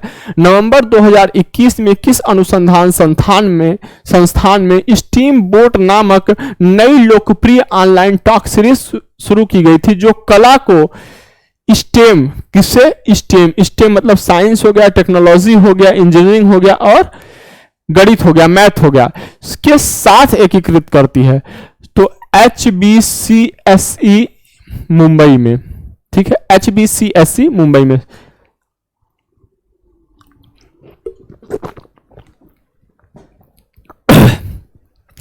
सॉरी, गला सूख रहा था। दिसंबर 2021 में वेंकैया नायडू द्वारा विमोचित की गई the midway battle Modi the roller coaster second term पुस्तक के लेखक कौन है? ये पुस्तक है the midway battle Modi the roller coaster second term. ये पुस्तक है, इसके लेखक कौन है? गौतम चिंतामणि जी हैं। और इसका विमोचन किसने किया? वेंकैया नायडू जी ने किया, तत्कालीन उपराष्ट्रपति जी ने किया। ठीक है, अभी तो धनखड़ जी हो गए हैं। अंडर 19 क्रिकेट विश्व कप 2022 के फाइनल में मैन ऑफ द मैच का खिताब किसने जीता था? तो राज अंगद बाबा। ये प्रश्न भी लगभग 3 बार पूछे जा चुके हैं देश के विभिन्न हिस्सों के परीक्षाओं में, लगभग 3 बार यह प्रश्न पूछा जा चुका है। नमिता गोखले को किस उपन्यास के लिए साहित्य अकादमी पुरस्कार 2021 से सम्मानित किया गया था? तो थिंग्स टू लीव बिहाइंड के लिए नमिता गोखले को साहित्य अकादमी पुरस्कार 2021 से सम्मानित किया गया था। भारतीय संसद में संसदीय कार्यवाहियों से जुड़ी गतिविधियों को देखने के लिए डिजिटल संसद ऐप कब लॉन्च किया गया था? तो जनवरी 2022 में डिजिटल संसद ऐप लॉन्च किया गया था, ताकि जो भी संसद में कार्यवाहियां हो रही हैं उसे हम डिजिटली रूप से जुड़ सके, उसे हम डिजिटली रूप से देख सकें। कौन सा देश 4.5 दिन का कार्य सप्ताह अपनाने वाला दुनिया का पहला देश बना? 4.5 दिन का कार्य सप्ताह। यहां पे जो वर्किंग वीक होगी वो केवल 4.5 दिन का होगा। दुनिया का पहला देश कौन सा बना? UAE। मुझे तो असंभव लगता है कि भारत में कभी ये हो पाएगा, क्योंकि जो वर्किंग डेज होता है उस पर भी लोग नहीं जाते हैं। ये तो ऐसे ही वर्किंग डेज जो है कि कम कर दिया है, तो भारत तो और भी पीछे ही हो जाएगा अगर ऐसा हुआ तो। आर्थिक सर्वेक्षण 2021-22 के अनुसार उक्त वर्ष के दौरान किस क्षेत्र ने भारत के सकल घरेलू उत्पाद GDP में सर्वाधिक योगदान दिया? तो सेवा क्षेत्र ने। सेवा क्षेत्र मतलब आर्थिक सर्वेक्षण 2021-22 बताता है कि सेवा क्षेत्र ने भारत के सकल घरेलू उत्पाद में सर्वाधिक योगदान दिया। किस राजनेता को मीर जाफर ओ अनन्या नाटक के लिए साहित्य अकादमी पुरस्कार 2021 से सम्मानित किया गया? तो वो व्रत्यवसु जी थे, व्रत्यवसु जी। संयुक्त राष्ट्र के आर्थिक और सामाजिक मामलों के विभाग के आंकड़ों के अनुसार, संयुक्त राष्ट्र का जो आर्थिक और सामाजिक मामलों का जो विभाग है उसके अनुसार वर्ष 2020 के अंत तक विश्व का सबसे बड़ा प्रवासी जनसमूह वाला देश है। सबसे बड़ा प्रवासी जनसमूह वाला देश कौन सा है? भारत है। किसके अनुसार? संयुक्त राष्ट्र के आर्थिक और सामाजिक मामलों के विभाग के द्वारा वर्ष 2020 तक भारत सबसे बड़ा, विश्व का सबसे बड़ा प्रवासी जनसमूह वाला देश है। कौन सी सरकार 100% पेपरलेस मतलब कागज रहित, पेपरलेस मतलब कागज रहित होने वाली विश्व की पहली सरकार बन गई है? तो दुबई 100% पेपरलेस होने वाली, कागज रहित होने वाली विश्व की पहली सरकार बन गई है। 5वें राष्ट्रीय परिवार स्वास्थ्य सर्वेक्षण, 5वें राष्ट्रीय परिवार स्वास्थ्य सर्वेक्षण 2019-21 के अनुसार किस भारतीय राज्य में बाल लिंगानुपात सर्वाधिक है? तो मिजोरम में बाल लिंगानुपात सर्वाधिक है। ठीक है, आगे चलते हैं। भारतीय आवधिक श्रम बल सर्वेक्षण, भारतीय आवधिक श्रम बल सर्वेक्षण 2019-20 के अनुसार भारत की अनुसूचित जनजातियों एसटीज की बात करी जा रही है। किसकी? एसटीज की बात करी जा रही है। जनजातियों की जनसंख्या में साक्षरता दर कितनी है? तो 70.10%। अब ये दशमलव के बाद या डेसिमल के बाद जो नंबर लिखे होते हैं, यदि यहाँ पे डेसिमल के बाद 10 है तो इसको 10 पढ़ेंगे, न कि 10 पढ़ेंगे। ठीक है, मैं गलती हो गई, सॉरी। लक्ष्य सेन ने किसे हराकर इंडिया ओपन बैडमिंटन टूर्नामेंट 2022 में पुरुष एकल का फाइनल जीता था? पुरुष एकल का फाइनल लक्ष्य सेन ने किसे हराकर जीता था? तो लोह किन्यू को हराकर जीता था। और ये लोह किन्यू कहां से संबंधित है? तो ये लोह किन्यू सिंगापुर से संबंधित है। लोह किन्यू ये सिंगापुर से संबंधित है। आगे चलते हैं। दिसंबर 2021 में भारतीय सेना ने किसके सहयोग से मध्य प्रदेश में क्वांटम प्रयोगशाला की स्थापना करी? क्वांटम प्रयोगशाला की स्थापना कहां करी गई है? तो मध्य प्रदेश में करी गई है। भारतीय सेना और इसकी एक साझेदार संस्था कौन सी है? तो राष्ट्रीय सुरक्षा परिषद सचिवालय। भारतीय सेना और राष्ट्रीय सुरक्षा परिषद सचिवालय ने साथ आकर मध्य प्रदेश में क्वांटम प्रयोगशाला की स्थापना करी। किस राज्य ने खेलों को बढ़ावा देने के लिए खेल नर्सरी योजना 2022-23 का शुभारंभ किया? तो वह स्टेट है हरियाणा। हरियाणा में वैसे भी खेलों के लिए हरियाणा काफी जो एथलीट है वो हरियाणा से आते हैं। ठीक है, हरियाणा की जो हरियाणा में जो रोजगार की नीति है वह भी खेलों को बढ़ावा देती है। ठीक है, अन्य देश के अन्य राज्यों या यूटीज को भी उसे अपनाना चाहिए, जिससे कि भारत के अन्य हिस्सों में भी खेलों का बढ़ावा हो सके, खेलों को और ऊंचे स्तर तक लाया जा सके। केंद्रीय बजट 2022-23 के अनुसार पीएम गति शक्ति के अंतर्गत आर्थिक विकास के 7 इंजनों में से कौन सा शामिल नहीं है? तो इन 7 इंजनों में जो 7 इंजन दिए गए थे वहां पे 4 विकल्प दिया हुआ है। यहाँ पे बंदरगाह शामिल है, सड़क शामिल है, रेलवे शामिल है, लेकिन ये संचार शामिल नहीं है। ठीक है, ये 3 शामिल है। जब हम बजट का अध्ययन करें, जैसे अभी पीएम गति शक्ति के 7 इंजन की बात करेंगे, 7 तत्वों की बात करेंगे, तो जब हम अभी बजट का हमको अध्ययन करना है, ठीक है, बिहार के भी बजट का अध्ययन करेंगे, भारत के भी बजट का अध्ययन करेंगे, ठीक है, और उसे तुलनात्मक रूप से भी देखेंगे, तो उस समय हम इसके बारे में विस्तार से देखेंगे। अभी हम केवल 2022 में जो विभिन्न परीक्षाएं हुई हैं उनमें जो करंट अफेयर्स के क्वेश्चन हुए हैं, मुख्य करंट अफेयर के क्वेश्चन जो कि बिहार में भी आ सकते हैं, बिहार लोक सेवा आयोग के 67वीं बीपीएससी में आ सकते हैं, केवल उनको शामिल हमने किया है। और चूंकि यदि हम पूरे विकल्प देखते हैं, जैसे हमने यहाँ पे देखिए लिखा हुआ है कि भारतीय रेलवे ने जम्मू और कश्मीर में किस नदी पर विश्व के सबसे ऊंचे रेलवे आर्क ब्रिज का निर्माण किया, तो यहाँ पे केवल उसका उत्तर लिखा हुआ है चिनाब, न कि उसके बाकी के ऑप्शन दिए हुए हैं, क्योंकि अगर हम बाकी के ऑप्शन देते तो हम एक क्लास में से नहीं खत्म कर सकते थे, और हमारी परीक्षा निकट है, इसलिए केवल उसके क्वेश्चन लिए गए हैं और उसका जो सही उत्तर वो लिया गया है। ठीक है, कई बार जगह जगह पर जैसे कि जो अभ्यारण्य है उनसे संबंधित स्थान भी बता दिया जा रहा है, जो कि पेपर में नहीं दिए हुए थे, तो इस हिसाब से भी हम चल रहे हैं। ठीक है, जियोर्जियो पेरिसी को किस क्षेत्र में नोबेल पुरस्कार 2021 प्रदान किया गया था? तो वो भौतिकी के क्षेत्र में उनको नोबेल पुरस्कार प्रदान किया गया था। पेरिसी भौतिकी, एक मतलब न्यूमेरिक्स के लिए आप इसे कोरिलेट कर सकते हैं। किस वैज्ञानिक को शांति स्वरूप भटनागर पुरस्कार 2021 नहीं प्रदान किया गया? डॉक्टर अमित सिंह जी को प्रदान किया गया था, डॉक्टर विनय कुमार शौकिया जी को प्रदान किया गया था, डॉक्टर अनीश घोष जी को प्रदान किया गया था, लेकिन डॉक्टर धीरज कुमार जी को यह नहीं प्रदान किया गया था। शांति स्वरूप भटनागर पुरस्कार अभी हमने इसके बारे में देखा था, 11 लोगों को, 11 वैज्ञानिकों को यह दिया गया था। आगे चलते हैं। टोक्यो ओलंपिक 2021 के उद्घाटन समारोह में भारत की ओर से मैरी कॉम के साथ कौन से व्यक्ति या कौन से खिलाड़ी ध्वजवाहक थे? तो मनप्रीत सिंह जी थे। टोक्यो ओलंपिक 2021 में भारत के जो ध्वजवाहक थे मैरी कॉम के साथ, ये शामिल थे, मनप्रीत सिंह जी थे। 26 जनवरी 2022 को किस लड़ाकू विमान पायलट ने भारतीय वायुसेना की गणतंत्र दिवस की झांकी में हिस्सा लिया था? गणतंत्र दिवस की जो झांकी थी उसमें किस लड़ाकू विमान पायलट ने वायुसेना की उस झांकी में हिस्सा लिया था? तो लेफ्टिनेंट शिवांगी सिंह जी ने हिस्सा लिया था। पीएम नरेंद्र मोदी ने हरित ऊर्जा स्रोतों से हाइड्रोजन उत्पन्न करने के लिए राष्ट्रीय हाइड्रोजन मिशन की घोषणा कब करी थी? तो राष्ट्रीय हाइड्रोजन मिशन की घोषणा अगस्त 2021 में करी गई थी, हरित ऊर्जा स्रोतों से हाइड्रोजन उत्पन्न करने के लिए। ठीक है, आगे देखते हैं। India state of forest report, देखिए जो ये वन सर्वेक्षण रिपोर्ट है, इसको सामान्यतः हम वन सर्वेक्षण रिपोर्ट कहते हैं, हिंदी में आसानी भी रहता है। जो ये वन सर्वेक्षण रिपोर्ट है, इससे लगभग हर परीक्षा में मिनिमम एक प्रश्न तो पूछा ही गया है।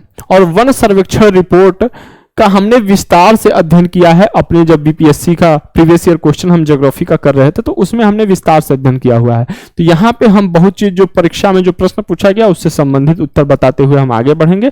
आप हमारा प्लेलिस्ट देखिएगा, उसमें केवल इसी वन सर्वेक्षण रिपोर्ट से ही संबंधित नहीं, जो भी प्रश्न पूछा गया उसके पूरा संबंधित उसके टॉपिक का ही वहां पे दे दिया गया, विवेचना कर दी गई है। ठीक है, India state of forest report 2021 के अनुसार किस राज्य में सबसे बड़ा वन क्षेत्र है? मध्य प्रदेश में।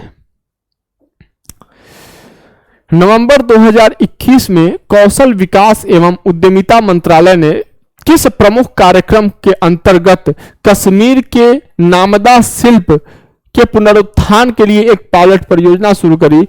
तो प्रधानमंत्री कौशल विकास योजना 3.0, प्रधानमंत्री कौशल विकास योजना 3.0 के तहत नवंबर 2021 में कश्मीर के नामदा शिल्प के पुनरुत्थान के लिए एक पायलट परियोजना शुरू करी गई थी। फरवरी 2022 में भारतीय खेल प्राधिकरण साई ने राष्ट्रीय उत्कृष्टता केंद्र योजना के अंतर्गत किस साई क्षेत्रीय केंद्र में पैरा केंद्र स्थापित किया है? तो गांधीनगर, गुजरात। ठीक है, गांधीनगर, गुजरात इसका उत्तर होगा। आगे देखते हैं। संयुक्त राष्ट्र विश्व जनसंख्या संभाव्यता 2019 के अनुसार विश्व का दूसरा सबसे बड़ा और दूसरा सर्वाधिक जनसंख्या वाला महाद्वीप कौन सा है? अफ्रीका है। केंद्रीय ग्रामीण विकास और पंचायती राज मंत्री श्री गिरिराज सिंह जी द्वारा वर्ष 2021 में शुभारंभ किए गए नए भू स्थानिक नियोजन पोर्टल का नाम क्या है? तो उसका नाम है युक्त धारा। पुरातत्वविदों ने किस बौद्ध स्थल से मानवाकार प्लास्टर प्रतिमा के रूप में एक दुर्लभ खजाने का पता लगाया है जो जातक चक्र में एक बोधिसत्व को निरूपित करता है? 6 बोधिसत्वों में से एक बोधिसत्व को निरूपित करता है। वो कौन सा बौद्ध स्थल है जहां पे कि एक मानवाकार प्लास्टर प्रतिमा एक दुर्लभ खजाना मिला हुआ है, उस रूप में एक दुर्लभ खजाना मिला हुआ है? तो यह फड़ीगिरी है। फड़ीगिरी कहाँ स्थित है? यह तेलंगाना में स्थित एक बौद्ध स्थल है। ठीक है, बौद्ध स्थल है। पहले ओपन रॉक संग्रहालय का उद्घाटन कहाँ किया गया? तो हैदराबाद में किया गया। ग्लोबल साउथ में आहार, स्वास्थ्य और आजीविका के लिए मछली, ग्लोबल साउथ में आहार, स्वास्थ्य और आजीविका के लिए मछली के फायदे बताने के लिए विश्व खाद्य पुरस्कार 2021 से किसे सम्मानित किया गया? तो विश्व खाद्य पुरस्कार 2021 से डॉक्टर शकुंतला हरक सिंह थिलस्टेड को सम्मानित किया गया था। डॉक्टर शकुंतला हरक सिंह थिलस्टेड को।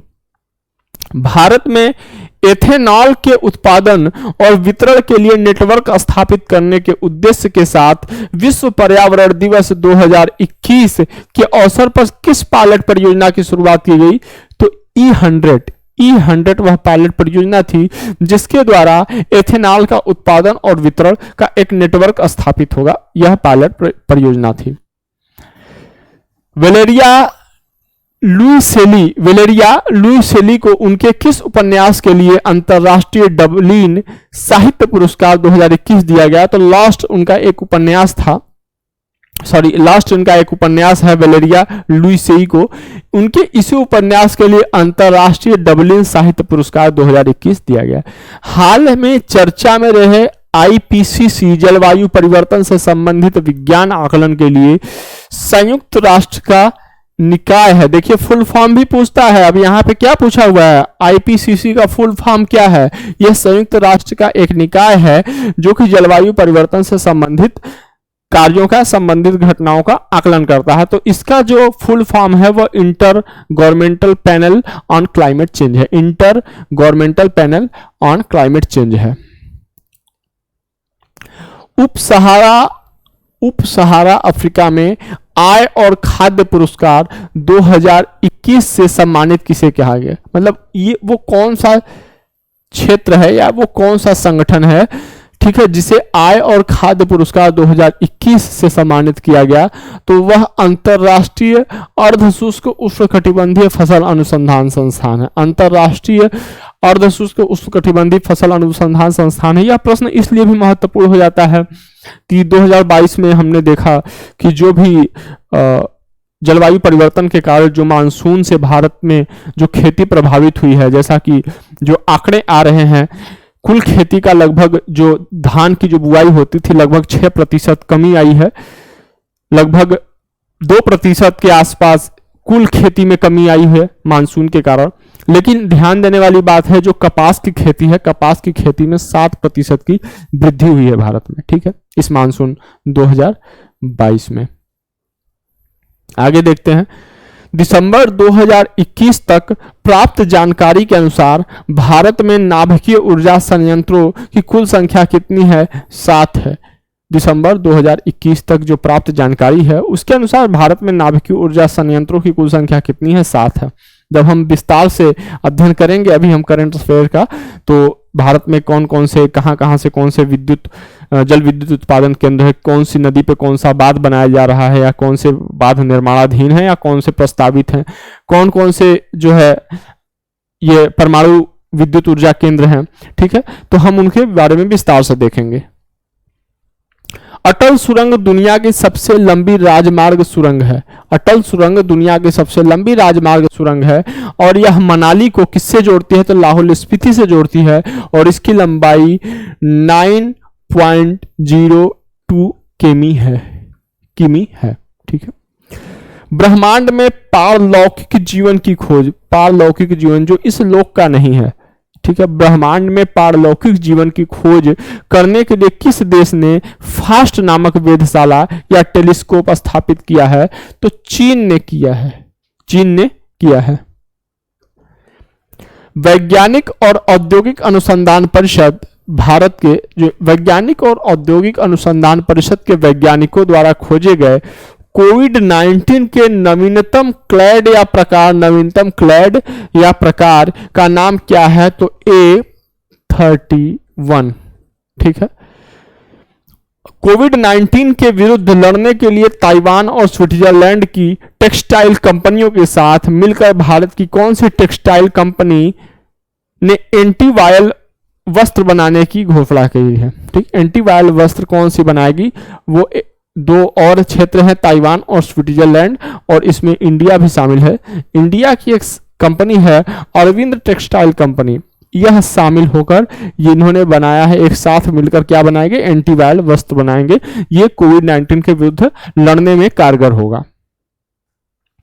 जून 2021 में central European university open society award, central European university open society award के सर्वोच्च पुरस्कार से किसे सम्मानित किया गया था, तो के शैलजा जी को central European university open society award से सम्मानित किया गया था। वर्ष 2021 में डीआरडीओ द्वारा हिंद महासागर क्षेत्र में भारत की निगरानी क्षमता को बढ़ाने के लिए PSLV C51 क्या PSLV C51 द्वारा किस उपग्रह का प्रक्षेपण किया गया, तो सिंधु नेत्र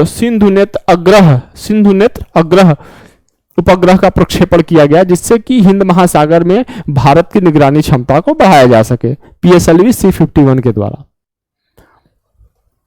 किस फ्रांसीसी कंपनी ने भारत को राफेल लड़ाकू जेट की आपूर्ति करी, कई विवादों में रहने का कई बार यह प्रश्न पूछा जाता है। Dassault aviation. पेगासस स्पाईवेयर किस देश से संबंधित है, इजराइल से संबंधित है, बहुत अत्यधिक विवादों में रहा, कई बार पूछा जा चुका है अब तक।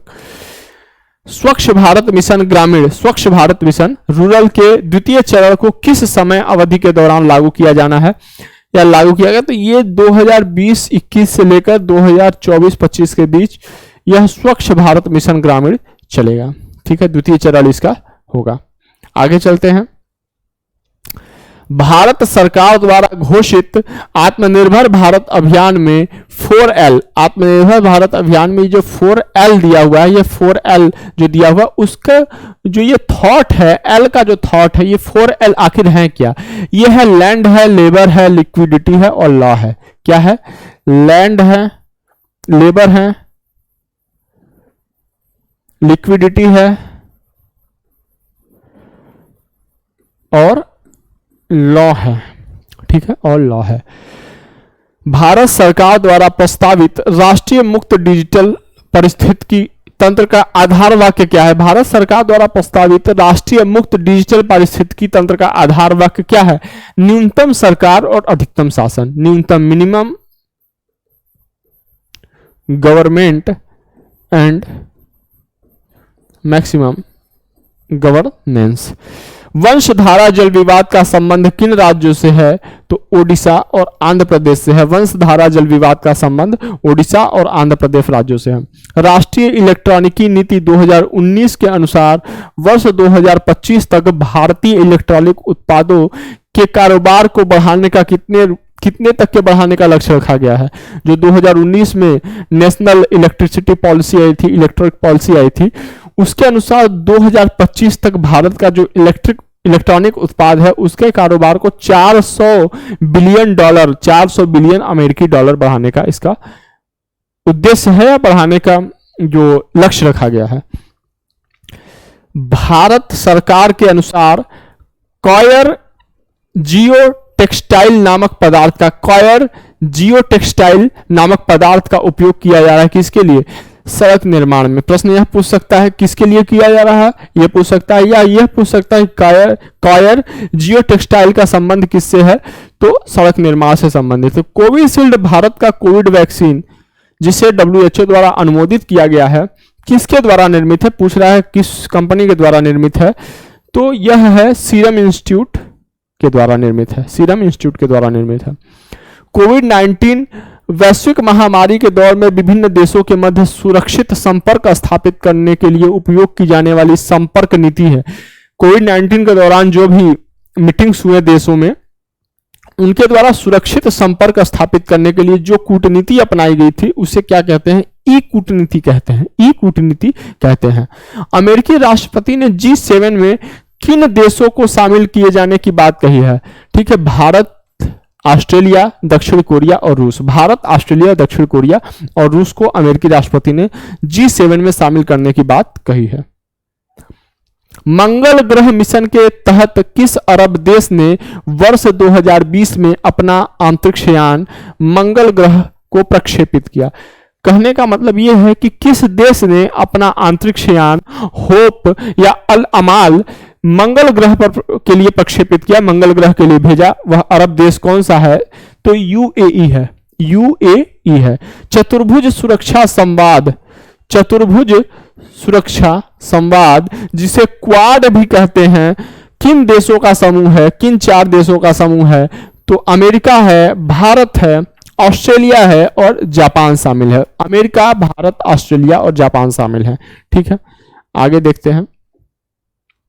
नोबेल शांति पुरस्कार प्रदान करने का निर्णय कौन लेता है? तो नोबेल शांति पुरस्कार प्रदान करने का निर्णय नॉर्वे की नोबेल समिति लेती है, नॉर्वे की नोबेल समिति लेती है। कोयले का सबसे बड़ा संचित भंडार किस देश के पास है?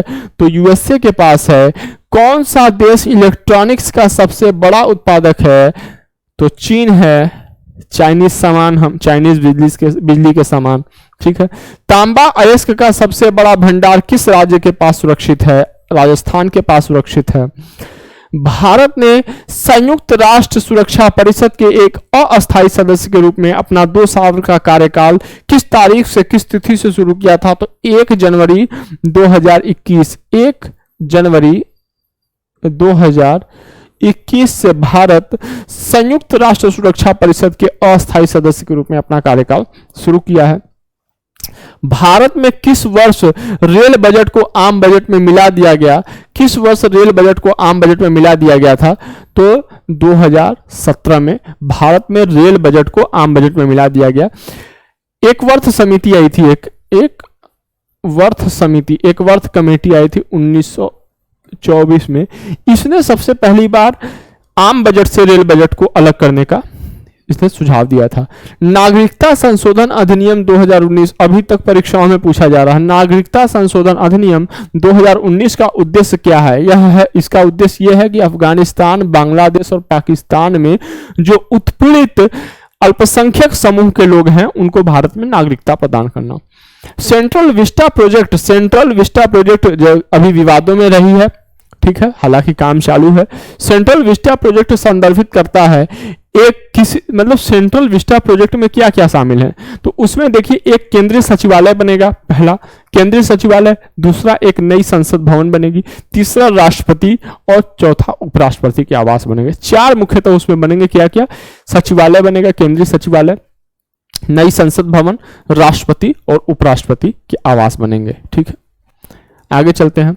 जम्मू और कश्मीर राज्य के विभाजन के बाद बने किस केंद्र शासित प्रदेश की अपनी कोई विधायिका नहीं है? तो लद्दाख के। जम्मू JNK की तो है ही, JNK की तो है ही, उसमें 90 सीट रखने का परिसीमन आयोग द्वारा उसमें प्रस्ताव किया गया है। ठीक है। 2021 के लिए अखिल भारतीय फुटबॉल महासंघ men's player of the year का पुरस्कार जीतने वाले भारतीय फुटबॉलर कौन सा है? तो संदेश झिंगन जी है। संदेश झिंगन जी 2021 के लिए अखिल भारतीय फुटबॉल महासंघ men's player of the year का पुरस्कार इन्होंने जीता है, संदेश झिंगन जी। प्रधानमंत्री PM किसान की बात करी जा रही है, PM किसान की बात करी जा रही है। ठीक है, PM किसान के अंतर्गत 2000 रुपए दिए जाते हैं और वर्ष भर में 3 किस्तों में उनको 6000 रुपए दिए जाते हैं। एक किस्त में 2000 रुपए दिए जाते हैं। तो प्रधानमंत्री किसान सम्मान निधि योजना किस तारीख को शुरू करी गई थी? इंपॉर्टेंट है, 1 फरवरी 2019 को शुरू करी गई थी। ओलंपिक 2021 में भारत के लिए स्वर्ण पदक किस खेल में जीता गया था? भाला फेंक में नीरज चोपड़ा जी ने जीता था। भारत ने किस तारीख को संयुक्त राष्ट्र सुरक्षा परिषद की अध्यक्षता संभाली? तो देखिए, भारत ने किस तारीख को संयुक्त राष्ट्र सुरक्षा परिषद की अध्यक्षता संभाली और किस तारीख को संयुक्त राष्ट्र सुरक्षा परिषद का अस्थायी सदस्य के रूप में वो चयनित हुआ, कार्यकाल उसने ग्रहण किया। तो ये अलग अलग चीजें हैं। ठीक है, तो वो 1 जनवरी से हुआ था, जबकि ये अध्यक्षता 1 अगस्त 2021 से इसने संभाली। जब अमेरिका ने अफगानिस्तान से अपने सैनिकों को निकाला तो काबुल छोड़ने वाला अंतिम अमेरिकी सैनिक कौन था? यह प्रश्न पूछ रहा है कि अमेरिका जब अफगानिस्तान को में अपने जो है कि अपना जो बेस था उसको छोड़कर जा रहा था, अपनी सेना लेकर जा रहा था, तो सबसे अंतिम सैनिक कौन था अमेरिकी सैनिक जिसने काबुल छोड़ा? तो major general Chris Donahue, major general Chris Donohue.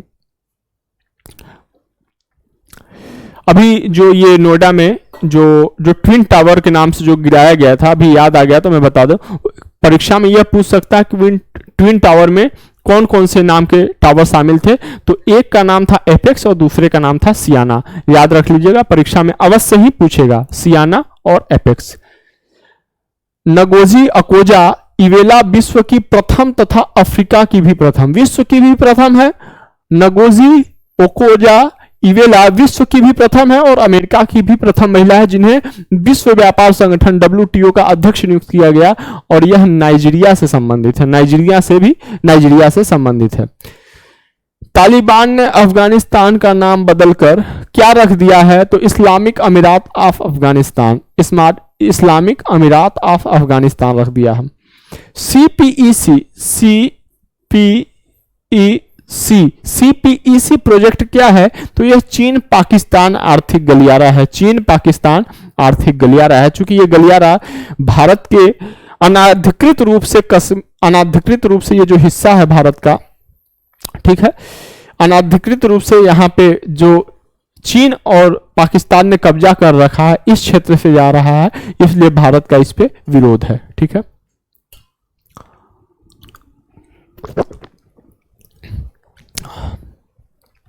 अगस्त एवं सितंबर 2021 में आयोजित टोक्यो पैरालंपिक में भारत ने कुल कितने पदक जीते थे? तो भारत ने कुल 19 पदक जीते थे।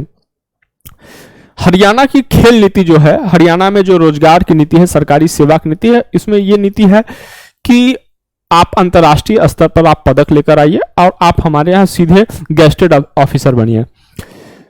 आप उसके बाद भी आप देखेंगे जो अधिकांश एथलीट हैं, अधिकांश खिलाड़ी वो हरियाणा स्टेट के हैं। हालांकि कुछ और स्टेट्स ने अपने यहाँ ये स्कीम लाया है, स्कीम शुरू किया है, लेकिन आप ये देखिए कि विश्व स्तर पर कोई भी खेल हो, भारत द्वारा उसमें जो पदक जीते जाते हैं या भारत का प्रतिनिधित्व कितना सीमित होता है। तो क्यों ना हमें खेल के जो अपने खेल नीति में, अपने जॉब नीति में परिवर्तन करना चाहिए। ठीक है, जिससे कि यहाँ जो 19 है, मे बी यह 99 भी हो सकता था। ठीक है, तो हमें इसमें चेंजेस करने होंगे, अपने पॉलिसी में चेंजेस करने होंगे। ठीक है, विश्व का सबसे ऊंचा रेलवे पुल किस नदी के ऊपर बना है? चिनाब नदी के ऊपर 3 बार यह आ चुका है वर्ष 2022 में। राजीव गांधी खेल रत्न पुरस्कार का नाम बदलकर किस खिलाड़ी के नाम पर रखा गया? मेजर ध्यानचंद जी के नाम पर रखा गया, हॉकी के जादूगर के नाम पर राजीव गांधी खेल रत्न पुरस्कार का नाम बदलकर। राष्ट्रीय अन्न सुरक्षा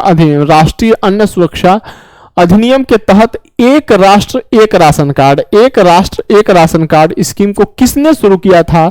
तो स्वर्गीय श्री रामविलास पासवान जी ने इसे शुरू किया था, स्वर्गीय श्री रामविलास पासवान जी ने इसे शुरू किया था।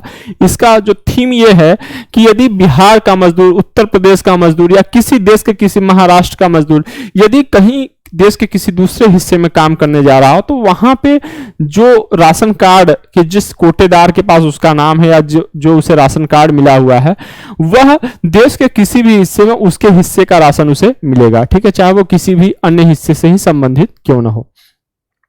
मिशन इंद्रधनुष 3.0 स्कीम किससे संबंधित है? तो इसका संबंध है प्रत्येक बच्चे तथा प्रत्येक गर्भवती महिला का टीकाकरण करना, प्रत्येक बच्चे तथा प्रत्येक गर्भवती महिला का टीकाकरण करना। भारतीय पुरातत्व विभाग द्वारा किस राज्य में 900 वर्ष पुराने बौद्ध मठ का पता लगाया है? झारखंड में भारतीय पुरातत्व विभाग के द्वारा 900 वर्ष पुराने बौद्ध मठ का पता लगाया गया है। विश्व का कौन सा पहला देश है जिसने अपने देश में सभी महिलाओं को मुफ्त सैनिटरी प्रोडक्ट्स प्रदान किए हैं? तो स्कॉटलैंड है। अप्रैल 2022 में कौन तंजानिया की पहली महिला अध्यक्ष प्रेसिडेंट बनी? तो वो है सामिया सुलह हसन तंजानिया की पहली महिला प्रेसिडेंट बनी अप्रैल 2022 में। प्रश्न पूछा गया है, आगे भी पूछा जा सकता है। वर्ष 2022-23 में केंद्रीय विश्वविद्यालयों में स्नातक में प्रवेश के लिए एकल खिड़की प्रवेश परीक्षा का नाम क्या था? तो वो था CUET।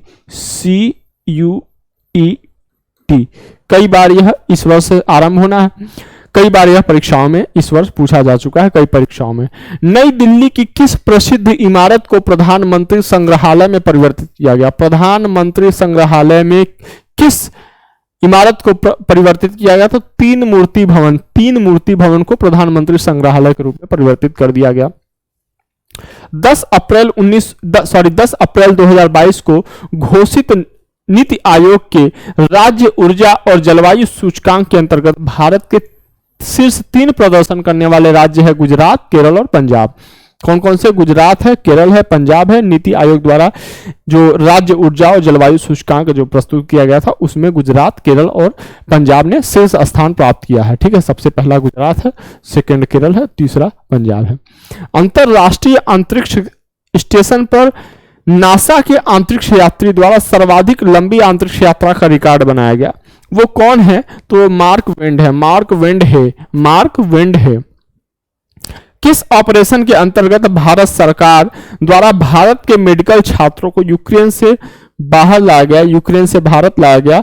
तो ऑपरेशन गंगा के अंतर्गत जो यूक्रेन में फंसे, यूक्रेन और रसिया के बीच जो अंतरकलह है उसमें जो फंसे हुए भारत के जो छात्र थे यूक्रेन में पढ़ रहे हैं उनको भारत ऑपरेशन गंगा के द्वारा लाया गया था। भारत के किस राज्य ने स्वच्छ जल एवं जल सुरक्षा के लिए देश का प्रथम डिजिटल वाटर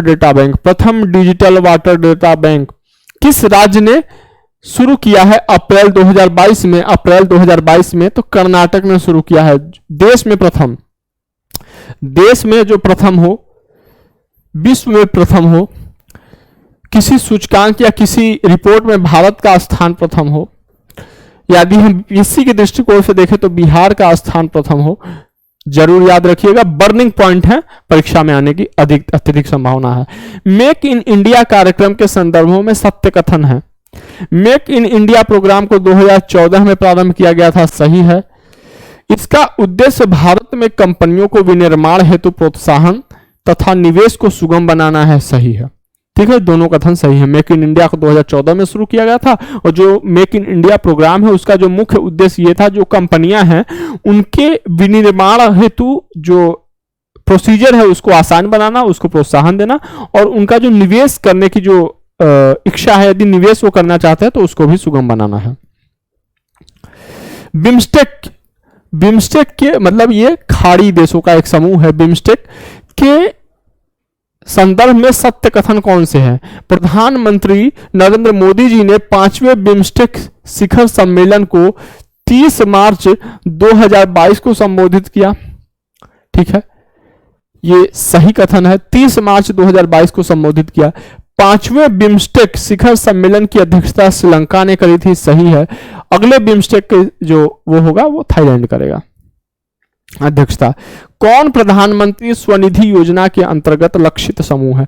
प्रधानमंत्री स्वनिधि योजना किस समूह के लिए लाई गई है? तो वो है फुटपाथ विक्रेताओं के समूह के लिए लाई गई है।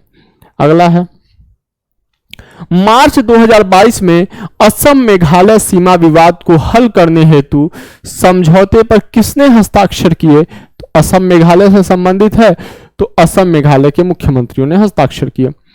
वर्ष 2022 के प्रारंभ में कौन सा देश इस्पात उत्पादन में विश्व में सबसे ऊपर रहा? तो वर्ष 2022 में चीन सबसे ऊपर रहा।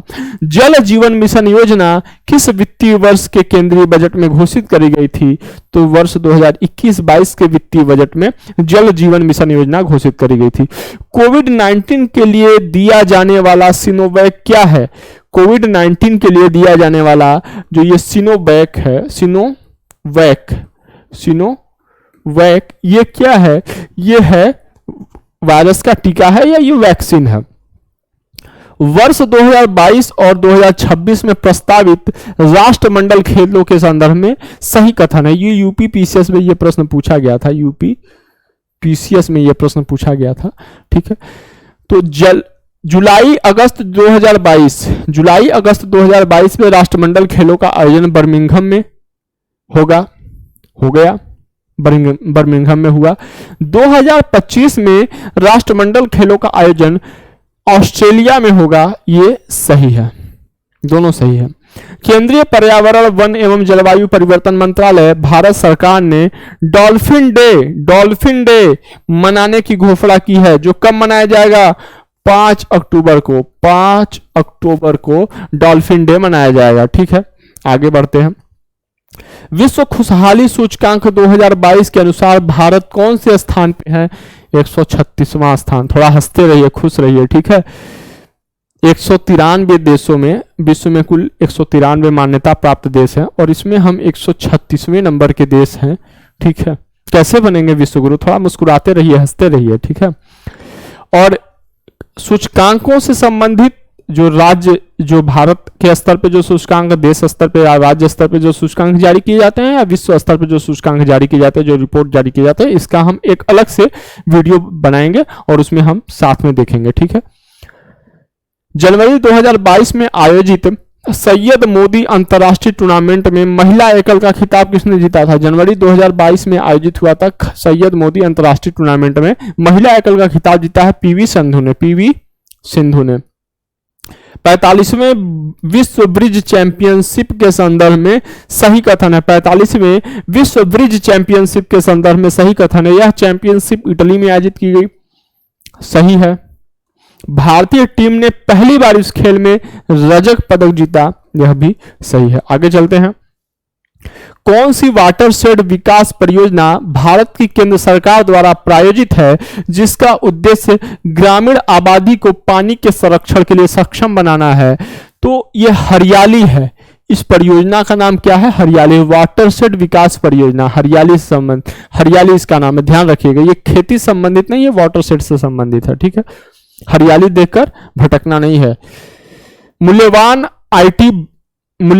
आईटी ब्रांड के संदर्भ में सही कथन है। एक्सचेंजर वैश्विक स्तर पर 2022 में सर्वाधिक मूल्यवान आईटी ब्रांड है। एक्सचेंजर वैश्विक स्तर पर 2022 में सर्वाधिक मूल्यवान आईटी ब्रांड है, या टीसीएस वैश्विक आईटी सेवा ब्रांडों में 2022 में नंबर 2 पायदान पर। तो एक्सचेंजर आईटी ब्रांड में पहला स्थान है और टीसीएस का दूसरा स्थान है। सही है ये।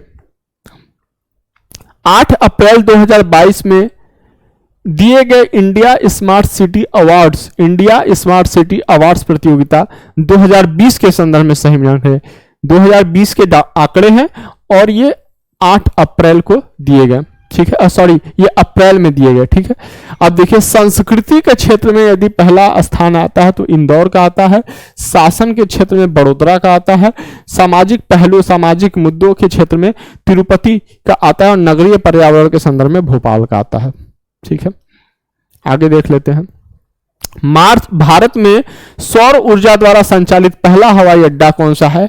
कोचीन है। और मार्च 2022 में प्यूर्टो में आयोजित मिस वर्ल्ड 2021 की विजेता कैरोलिना विलावस्क जी थी। कैरोलिना विलावस्क किस स्थान पर विश्व स्वास्थ्य संगठन परंपरागत औषधि का वैश्विक केंद्र स्थापित करने जा रहा है? तो जामनगर, गुजरात। जामनगर, गुजरात में विश्व स्वास्थ्य संगठन परंपरागत औषधि का वैश्विक केंद्र स्थापित करने जा रहा है, ठीक है।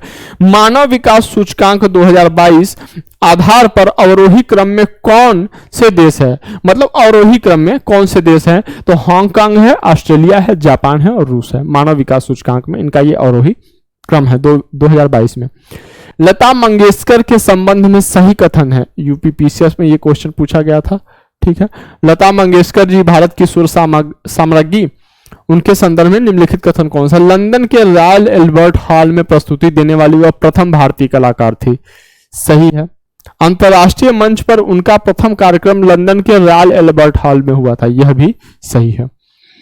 अप्रैल 2022 में कोपेनहेगन में पुरुषों की 200 मीटर बटरफ्लाई तैराकी स्पर्धा में भारत के किस खिलाड़ी ने स्वर्ण पदक जीता? तो साजन प्रकाश जी ने जीता। साजन प्रकाश जी ने जीता। India state of forest report, आज हम ये चौथी बार इसके बारे में पढ़ रहे हैं। India state of forest report 2021 के अनुसार किस राज्य ने पिछले 2 वर्षों में वन क्षेत्र में अधिकतम वृद्धि की है? तो आंध्र प्रदेश ने अधिकतम वृद्धि करी है, ठीक है। 2 वर्षों में, ये प्रति 2 वर्षों के अंतराल पे आता है, ठीक है। 19 में आया था, इस बार 21 में आया। जनवरी 2022 के वैश्विक व्यवसायिक शहर सूचकांक, वैश्विक व्यवसायिक शहर सूचकांक ये जनवरी 2022 में आया। इसके अनुसार कौन सा शहर विश्व का सबसे शीर्ष व्यवसायिक शहर है? तो हांगकांग है। कौन सा है? हांगकांग। मानव विकास सूचकांक में भी हांगकांग का पहला स्थान था। तो ये हमने उन प्रश्नों का अध्ययन किया जो वर्ष 2022 के दौरान देश के विभिन्न हिस्सों में हुए परीक्षाओं में करंट अफेयर से संबंधित प्रश्न थे। क्लास लंबी रही, गला कई बार सूखा, पानी भी पीना पड़ा, उसके लिए क्षमा करिएगा, क्योंकि कई बार वीडियो के बीच में गला सूख जाता है तो पीना पड़ता है पानी थोड़ा, ठीक है। व्यवधान हुआ होगा निश्चित तौर पे, इसके लिए क्षमा करिएगा। इन प्रश्नों में से कई प्रश्न ऐसे हैं जो हर बार, जो मतलब 3-4 परीक्षाओं में पूछे गए हैं, जैसे वन रिपोर्ट से संबंधित पूछा गया है, ठीक है। और भी 2-4 प्रश्न पूछे गए हैं जो कई बार परीक्षाओं में रिवाइज होते आ रहे हैं, पूछे जाते हैं। आज हमने ये श्रृंखला की शुरुआत करी है करंट अफेयर्स की, और कल से मतलब आज से ही प्रतिदिन, यदि परीक्षा की तिथि यदि 21 सितंबर ही रहती है तब तो मैराथन के स्तर पे हम लोग करंट अफेयर देखेंगे, लेकिन यदि परीक्षा की तिथि यदि आगे बढ़ती है तो निश्चित तौर पर हम प्रति माह पीछे जाते हुए, प्रति माह की दृष्टि से हम पीछे जाते हुए माहवार करंट अफेयर का हम अध्ययन करेंगे, हम देखेंगे। तो आपको यह श्रृंखला कैसी लग रही है आप जरूर हमें सूचित करें, और जो डिस्क्रिप्शन में जो प्लेलिस्ट दिए गए, जो लिंक दिए हैं, आप उन पर जाइए। बीपीएससी के प्रीवियस ईयर के प्रश्नों को एक विस्तार रूप में, विस्तार क्रम में वहां पे बताया गया है। बिहार की जनगणना का भारत की जनगणना के साथ तुलनात्मक अध्ययन करके वहां पे हमने देखा है, ठीक है। तो आपको ये श्रृंखला कैसी लगी, आप हमें अपना रिस्पांस कमेंट बॉक्स में दें। आपको यदि अच्छी लगे तो आप अपने मित्रों तक पहुंचाएं।